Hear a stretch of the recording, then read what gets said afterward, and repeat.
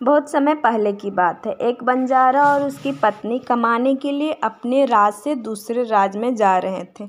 जब वह दूसरे राज्य में सीमा में पहुंचे तो उन्हें रास्ते में कुछ डाकू मिल गए।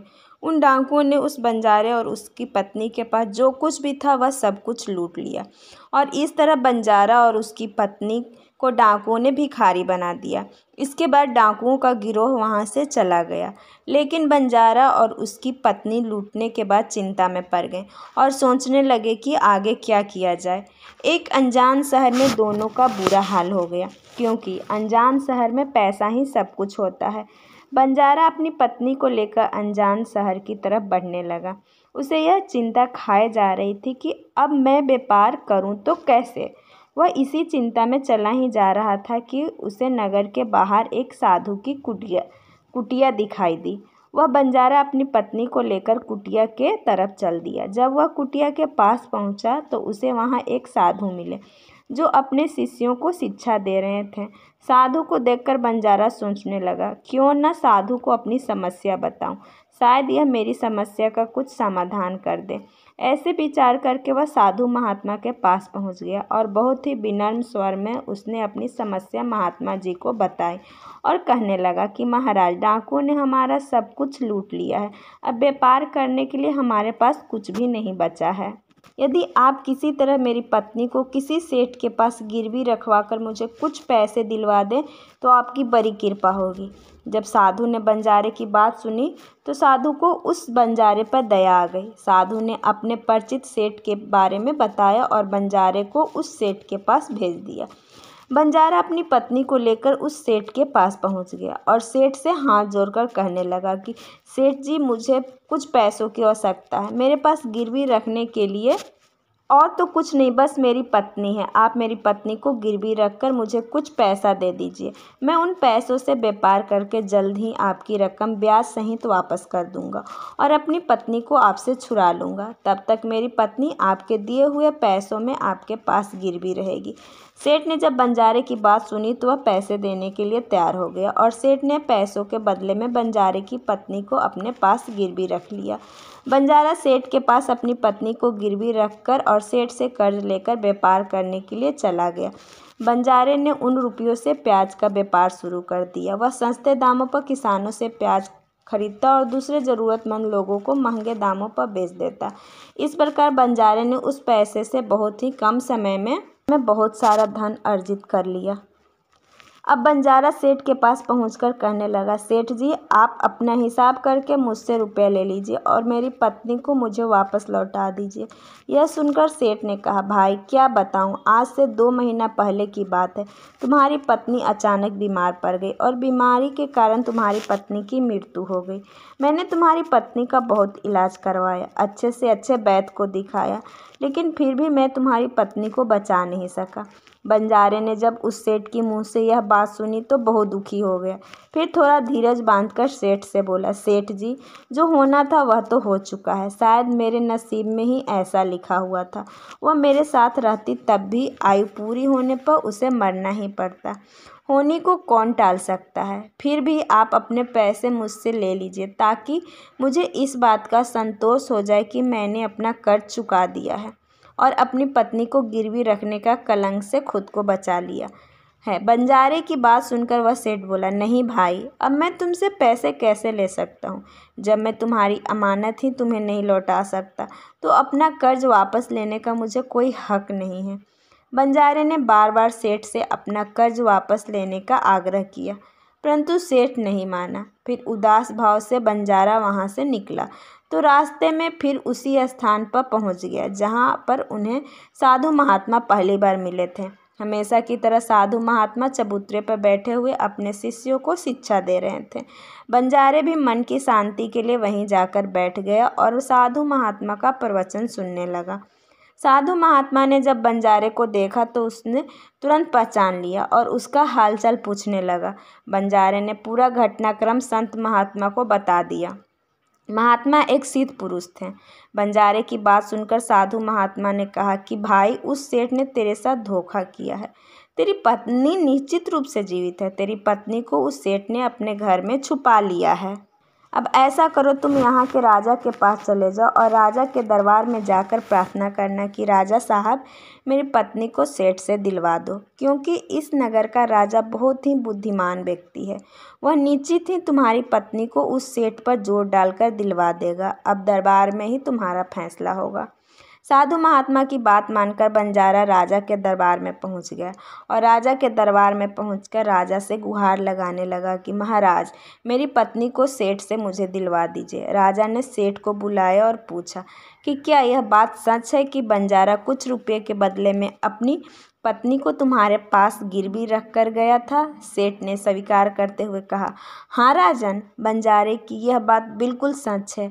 राजा ने फिर कहा, तुम इसकी पत्नी को लौटा क्यों नहीं रहे हो? राजा की बात सुनकर सेठ बोला, कैसे लौटाऊं महाराज?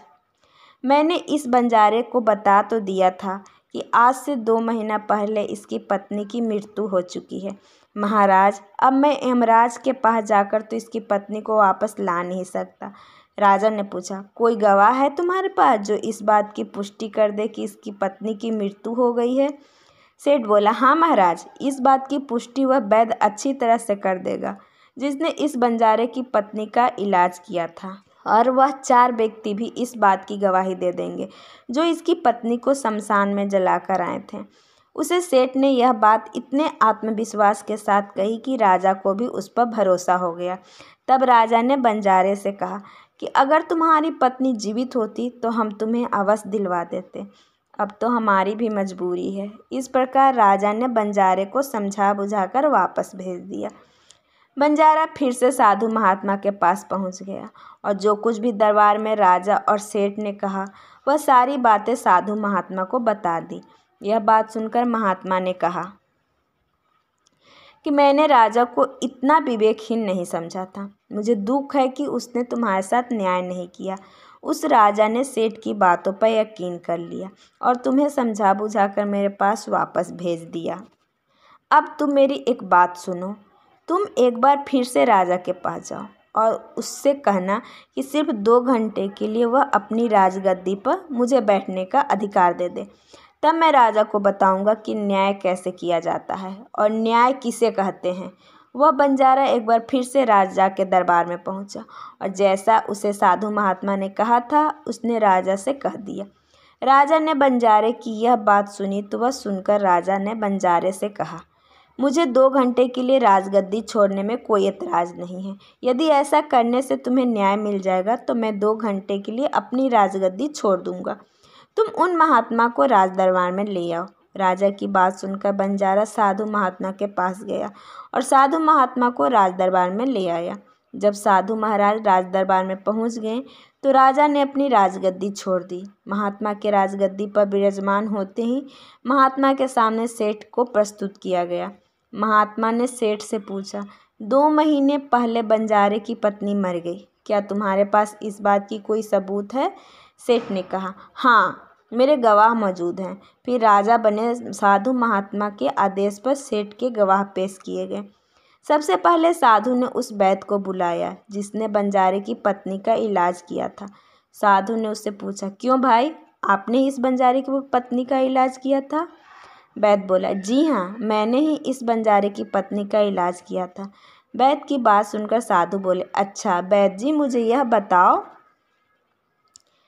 कि तुम बंजारे की पत्नी का इलाज करने के लिए सेठ के घर जाते थे या फिर बंजारे की पत्नी इलाज करवाने के लिए स्वयं तुम्हारे पास आती थी? राजा बने साधु महात्मा की बात सुनकर वैद्य राजा से बोला, महाराज, सेठ जी मेरे पास स्वयं आकर दवा ले जाते थे। साधु बोला, यानी तुम विश्वास के साथ यह नहीं कह सकते हो कि वह दवा सेठ बंजारे की पत्नी के लिए ही ले जाता था या फिर किसी और के लिए? साधु की बात सुनकर वह वैद्य बोला, यह बात मैं यकीन के साथ नहीं कह सकता कि सेठ जी मुझसे किसके लिए दवाई ले जाते थे, लेकिन सेठ जी मुझसे दवाई ज़रूर ले जाया करते थे। वैद्य की बात सुनकर वह साधु बोला, इसका मतलब तो यही हुआ कि तुम मरीज को बिना देखे ही दवाइयाँ दे देते हो। यह तो बहुत ही गंभीर मामला है।